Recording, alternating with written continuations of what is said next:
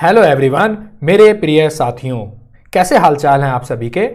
Smart study जिसके अंतर्गत हम सीख रहे हैं लर्निंग हाउ टू लर्न कि आखिर सीखा कैसे जाता है, उसके कुछ तरीके। इस पावरफुल कोर्स में आपका हार्दिक स्वागत है। आप सभी को नमस्कार। अब इस वीडियो में जो बात करने वाला हूं ये बहुत ही इंपॉर्टेंट टॉपिक है, ये बहुत ही बढ़िया कंसेप्ट है और उसके ऊपर ये जो टॉपिक है हमारा माहौल, एनवायरनमेंट। ठीक है, ये एक फार्मूला होता है, इसके बारे में भी हम बात करेंगे। तो माहौल, अब बेसिकली माहौल का मेरे जीवन के ऊपर, मेरे बिहेवियर में, मेरे इंटरेस्ट कि मुझे क्या चीज़ पसंद है, क्या चीज़ मैं डिसलाइक करता हूँ, ये सब डिफाइन होता है मेरे माहौल से। तो इसका मेरी पढ़ाई पर कितना बड़ा रोल है, कितना बड़ा इसका महत्व है, समझेंगे केस स्टडी के माध्यम से। जी हाँ, एक रियल केस स्टडी हुई है कि एक माहौल कैसे किसी इंसान के जीवन को, उसकी आदतों को, उसके बिहेवियर को, उसके एटीट्यूड को कैसे बदल देता है और फिर इन्हीं से ही इंसान के जीवन में रिजल्ट आते हैं। मानते नहीं मानते आप सभी लोग? एक बार चैट बॉक्स में लिखे कितने लोग मानते हैं इस बात को। तो देखो, ये एक लाइन है, motivation is overrated, environment often matters more. अब हमें कहते नहीं है कि यार मोटिवेशन चाहिए, चलो ये सेमिनार अटेंड कराते हैं, ये वीडियो देख लेते हैं मोटिवेशनल स्पीकर की, यार मोटिवेशन मिल गया, आज टीचर ने मोटिवेट कर दिया क्लास में। तो बेसिकली क्या होता है, वो जो मोटिवेशन होता है ना, उसके कुछ ज़्यादा ही हमने भाव बढ़ा रखे हैं। मतलब उसके वैल्यू है 10 रुपये किलो की, हमने उसके 100 रुपये किलो कर रखे हैं, कुछ ज़्यादा ही भाव बढ़ा रखे हैं। Motivation is overrated.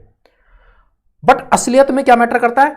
एनवायरनमेंट, माहौल मैटर करता है। क्योंकि ये जो माहौल है ना, ये एक ऐसा इनविजिबल हैंड है दैट शेप्स ह्यूमन बिहेवियर, जो दिखता नहीं है।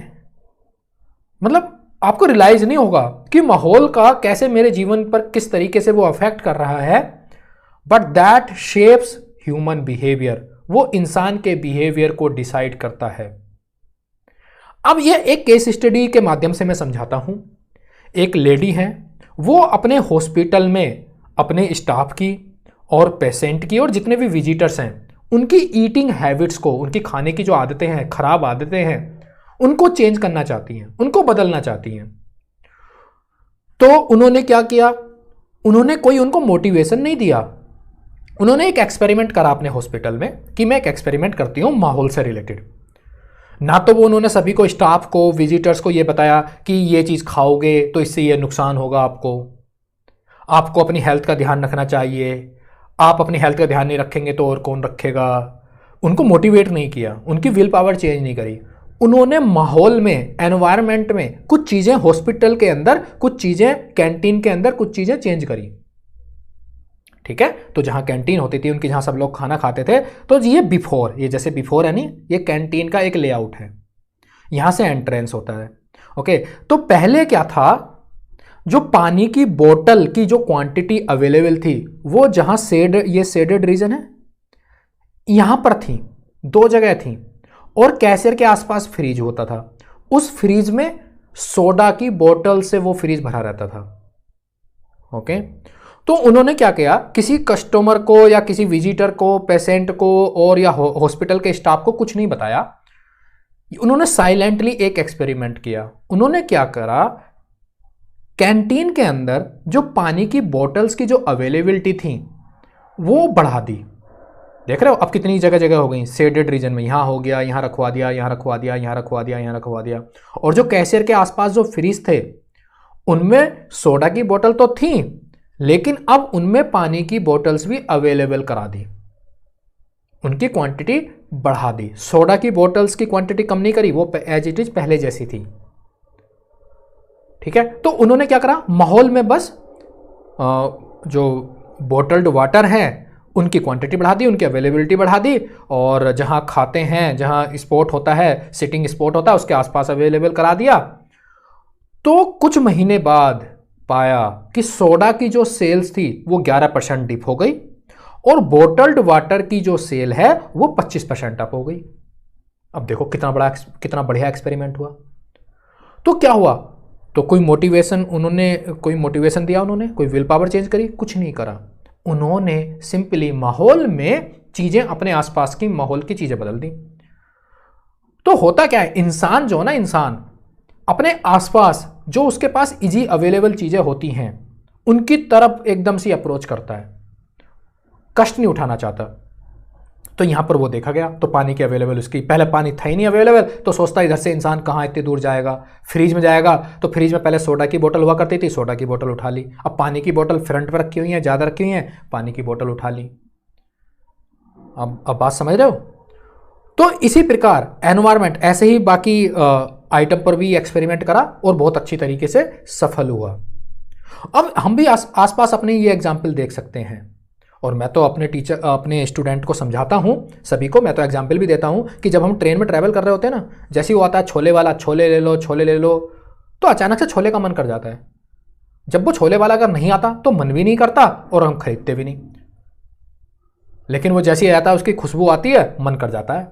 तो माहौल से ऐसी पढ़ाई के साथ होता है। अगर आप किसी लाइब्रेरी में जा रहे हैं, वहाँ देख रहे हैं सब लोगों को पढ़ते हुए, तो आप पढ़ने का मन करेगा। आप कहीं बुक्स हैं, बुक स्टोर पे जाते हैं तो खरीदने का मन करता है, बुक्स खरीद लो, अच्छी अच्छी खरीद लें, बुक्स खरीदने का मन करता है।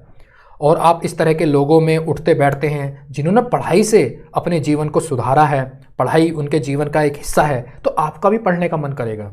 ये होती है माहौल की ताकत। इसलिए अपने आसपास के फ्रेंड सर्किल को, उसको बहुत ही इवेल्युएट करना चाहिए और उसको देखना चाहिए कि अगर आप पढ़ाई में मन लगाना चाहते हैं, तो आप अच्छी पढ़ाई करना चाहते हैं, आप वैसा माहौल बनाइए, वैसे फ्रेंड सर्किल बनाइए, वैसा अपने रूम का माहौल बनाइए, पढ़ाई अपने आप होती रहेगी। ठीक है, इसमें और आगे क्या लिखा हुआ है, environment is the invisible hand that shapes human behaviour, we tend to believe our habits are product of our motivation, talent, effort. हम समझते हैं कि मेरी जो आदतें हैं ना, या मेरे जो इंटरेस्ट हैं, मेरा जो बिहेवियर है, वो मेरी वजह से है, मेरी टैलेंट की वजह से है। जी नहीं, उसमें बहुत सारी क्वालिटी जो हैं, जो बहुत सारा जो रोल है, वो आपके एनवायरनमेंट की वजह से आया हुआ है। इसलिए आप देख सकते हैं अलग अलग सोसाइटी, अलग अलग कम्युनिटी, अलग अलग धर्मों के लोगों का अलग एटीट्यूड होता है, अलग बिहेवियर होता है। वो कैसे? एक ही शहर में अलग अलग कम्युनिटी आप देख सकते हैं, उनका सबका माहौल अलग होता है, तो उनके बिहेवियर अलग होते हैं, एटीट्यूड अलग होता है। अब बात समझ रहे हैं? तो the individual hand that shapes human behaviour, environment की ये बहुत बड़ी पावर होती है। माहौल के हमारे ऊपर क्या इंपैक्ट होता है, एक और एक्सपेरिमेंट के माध्यम से हम समझते हैं। ये एक लाजलो है जो एक्सपेरिमेंट करती है अपनी डॉटर्स के साथ। तो वो मानती हैं कि टैलेंट नाम की कोई चीज होती नहीं है। ठीक है, कहते नहीं ये तो बचपन से ही गॉड गिफ्टेड टैलेंट है, बट ऐसा उस चीज को वो नहीं मानती हैं। वो इस चीज पर बहुत ज्यादा विश्वास रखती हैं कि माहौल से, कल्चर से और प्रैक्टिस से किसी भी इंसान को टैलेंटेड बनाया जा सकता है किसी भी फील्ड में। ये एक्सपेरिमेंट वो अपनी बेटियों के ऊपर करती हैं। वो अपनी बेटियों को चेस, ये चेस नहीं होता है, आप बताइए कितने लोग आप चेस खेलते हैं, तो चेस की एक्सपर्ट्स बनाना चाहती थी, चैंपियन बनाना चाहती थी। वो चाहती थी कि उनके बच्चे जो है, तीनों बच्चे चेस में दुनिया में नंबर 1 रहे। तो उन्होंने अपनी बेटियों को बचपन से ही, तीनों को उन्होंने सबसे पहले होम स्कूलिंग करी। उन्हें रेगुलर स्कूल में नहीं भेजा, होम स्कूलिंग करी घर में ही। और घर में ही उन्होंने अपने घर के माहौल को कैसे चेंज किया, उन्होंने अपने घर के अंदर चेस की बुक्स रखी और चारों तरफ जो फेमस प्लेयर थे चेस के, उनके पिक्चर्स लगाए और उनसे उसी तरह की बातें क्या करती थी चेस के बारे में। और बचपन से ही उनको खेलने की आदत डलवाई चेस की, और तीनों बच्चे आपस में खेलते थे। ठीक है, और जितने भी टूर्नामेंट हुआ करते थे छोटे बच्चों से लेकर, उन सब टूर्नामेंट में पार्टिसिपेट करवाया करती थी और पूरी उनका रिकॉर्ड बनता था उनकी प्रोग्रेस का। ठीक है, और बाद में जब रिजल्ट आया तो तीनों बेटियों ने वो चेस की वर्ल्ड चैंपियन बनी। बहुत सारे वर्ल्ड रिकॉर्ड बनाए उन्होंने। ओके, और उनमें से और जो सबसे छोटी लड़की थी वो सबसे ज़्यादा सक्सेसफुल बनी। सबसे कम एज में उन्होंने बहुत सारे रिकॉर्ड तोड़े। तो यहां से हमें क्या सीखने को मिल रहा है? और उनसे बाद में ये भी पूछा गया इंटरव्यू में कि आप कहीं बोर नहीं होते थे दिन रात चेस चेस चेस? तो तीनों बच्चे बोलते थे नहीं, इट वॉज ए फन, हमारे लिए तो बड़ा अच्छा लगता था, हमें तो मजा आता था, पार्टिसिपेट करते थे, जीतते थे, रिवॉर्ड मिलता था, चेस के बारे में डिस्कशन किया करते थे, हमें तो बहुत अच्छा लगता है। क्योंकि होता क्या है ना, हमारे भी इंटरेस्ट वही बन जाते हैं जिसमें हम अच्छे होते हैं। अब जैसे हम इंडियंस लोग हैं, अब हमें चारों तरफ बचपन से क्रिकेट क्रिकेट दिखता है चारों तरफ, हमारा इंटरेस्ट क्रिकेट का बन जाता है। अब क्रिकेट हमें अच्छा लगता है, अच्छा उसमें क्या ऐसा अच्छा लगना है, बचपन से वही ऐसी चीजें हमें मिली हैं वही देखने को लगता है, तो ऐसे ही इनको चेस अच्छा लगता है। और जब रिवॉर्ड मिलता है, जब अच्छे होते हो, आप इतने इवेंट जीतते हो, पार्टिसिपेट करते हो, तो फिर तो आनंद आनंद आता क्या है, इंसान को तारीफ की चाहत होती है, उसको रिवॉर्ड मिल रहे हैं, अचीवमेंट्स मिल रही हैं, फिर और क्या चाहिए। तो यहां से हमने क्या सीखा, माहौल का कितना बड़ा इंपैक्ट होता है। ठीक है, तो सिमिलरली मैंने अनुराग अग्रवाल जी का एक कोर्स ज्वाइन करा था, पब्लिक स्पीकिंग कोर्स, तो ये भी यही कहते थे कि आप अपनी पर्सनालिटी को चेंज करना चाहते हैं, अपने बिहेवियर को चेंज करना चाहते हैं, आपको ग्रूम करना चाहते हैं, अपने माहौल को बदलो, क्लास बदलो, अपने बीच के लोगों की क्लास बदलो। 5 स्टार होटल में जाया करो, 15 दिन में एक बार वहां डिनर किया करो, लोगों से मिला करो। तो आप बात समझ रहे हैं। तो ये अपना इस तरीके से हमें अपने माहौल पर ध्यान देना चाहिए। अब पढ़ाई में क्या करना है, अब यहां पढ़ाई की बात कर रहे हैं, तो हमारा स्टडी रूम कैसा है, हमारी टेबल कैसी है, हमारी कुर्सी कैसी है, हमारी मेज कैसी है, हमारे अलमीरा कैसी है। अब देख लो, जैसे ये रूम है, हमारा फ्रेंड सर्कल कैसा है, वहां बातें कैसे हो रही हैं। अगेन, ठीक है, आप बात समझ रहे हो। और इसके लिए एक बात भी बोली जाती है, पढ़ाई करो 8-9 घंटे, लेकिन पढ़ाई के माहौल में रहो 24 घंटे। इसका बहुत बड़ा ये वाली जो लाइन है, अगर आप कॉम्पिटिटिव एग्जाम कैसे क्रैक करते हैं उसके ऊपर भी एक कोर्स है, इस वाले लाइन को बहुत अच्छी तरीके से एक्सप्लेन किया है मैंने वहां पर, कि आप 8-9 घंटे पढ़ाई करो, लेकिन पढ़ाई के माहौल में रहो 24 घंटे। अब बात समझ रहे हैं। तो अपने माहौल को बना के रखना है, इसलिए लाइब्रेरी में जाना बहुत जरूरी होता है। वहां पर उस तरह के लोग मिलते हैं, पढ़ रहे होते हैं, किताबें होती हैं, तो हमारा अपने आप ही सब लोग पढ़ रहे होते हैं, अपने आप ही मन करता है।